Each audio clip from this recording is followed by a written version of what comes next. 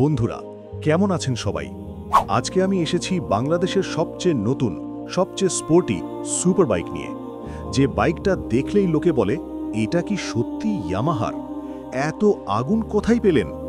হ্যাঁ ভাই, আমি কথা বলছি ইয়ামাহা YZF R3 2025 মডেলের কথা। আজকে ফুল রিভিউ, দাম কত, টপ স্পিড কত, মাইলেজ কত, কেনার যোগ্য কিনা, শুরু থেকে শেষ পর্যন্ত দেখুন। চলো শুরু করি। লুকস ও ডিজাইন। প্রথমেই বলি এর ডিজাইন ও লুক নিয়ে। ভাই, এটা দেখে মনে হয় যেন YF1 এর ছোট ভাই রাস্তায় নেমেছে। Full fairing sport style, sharp LED projector headlamp plus DRL। নতুন 2025 মডেলে 3টা colour, icon performance, racing blue আর স্টেলথ ব্ল্যাক। রেসিং ব্লুটা লাইভে দেখলে একদম ট্র্যাক রেডি লাগে, রাস্তায় সবাই ফটো তুলতে চায়। বিল্ড কোয়ালিটি ইয়ামাহার standard, carbon fibre looking parts, সিটটা স্পোর্টি কিন্তু লং রাইডে কমফোর্টেবল। ইঞ্জিন ও performance. Engine 321 CC twin cylinder liquid cooled fuel injected. ভাই, এই পাওয়ারে 180+ কেমি টপ স্পিড। 0-180 মাত্র 5 থেকে 6 সেকেন্ডে। ইঞ্জিনটা সুপার রিফাইন্ড, 150 স্পিডেও ভাইব্রেশন জিরো। সাউন্ড, অ্যাক্সেলেটার ঘোরালেই স্ক্রিমিং টুইন গর্জন, ট্র্যাকে চালালে আসলেই মজা। ফিচারে একদম premium. Full digital TFT display, Bluetooth connectivity plus navigation সহ, dual channel ABS plus traction control plus quick shifter up down, LED headlamp plus LED tail light plus turn signal.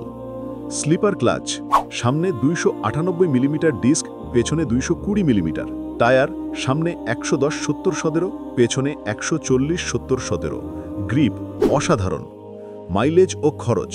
Mileage কত? শহরে 25-28 কিমি প্রতি লিটার, হাইওয়েতে 100-120 স্পিডে চালালে 30-32 কিমি প্রতি লিটার। 14 লিটার ট্যাঙ্ক, একবার ফুল করলে 350-400 কিমি চলে। সার্ভিস খরচ ইয়ামাহার মতো, প্রতি সার্ভিসে 2500-3000 টাকা। ভালো মন্দ। বন্ধুরা, এবার ভালো মন্দ নিয়ে কিছু কথা বলি। ভালো দিক, high power plus top speed, advanced features plus TFT plus traction control, sports look ও হ্যান্ডলিং, ইয়ামাহার সেরা রিসেল ভ্যালু। মন্দ দিক, মাইলেজ কম, স্পোর্টস বাইক বলে। দাম একটু হাই, কিন্তু ফিচারের জন্য ওকে। দাম বাংলাদেশে অফিসিয়াল দাম ডিসেম্বর 2025 7,79,999 টাকা। রেজিস্ট্রেশন সহ 8 লক্ষ টাকার মধ্যে হয়ে যায়। এই দামে এত পারফরমেন্স ইকুয়ালস টু একদম ওয়ার্থ ইট।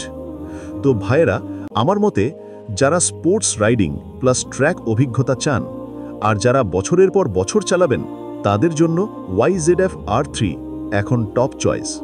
পরের ভিডিওতে কোন বাইকের রিভিউ চান তা আমাদেরকে কমেন্ট করে জানান। ভিডিও ভালো লাগলে লাইক প্লাস শেয়ার করুন, সাবস্ক্রাইব করে ঘন্টাটা বাজিয়ে অল করে দিন। দেখা হবে পরের ভিডিওতে। ধন্যবাদ।